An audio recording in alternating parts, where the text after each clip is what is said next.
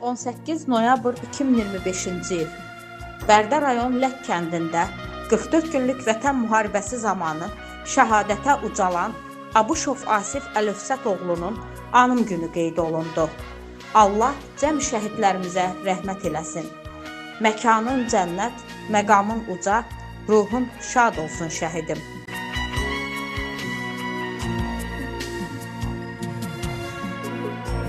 Dolanım boynuna Qarabağımda düşmən at oynadır Araz boyunca. Qəlbim qan ağlayır bu gənc yaşımda. Gəl boyuna qurban ay vətən oğlum. Qəlbim qan ağlayır bu gənc yaşımda. Gəl boyuna qurban ay vətən oğlum.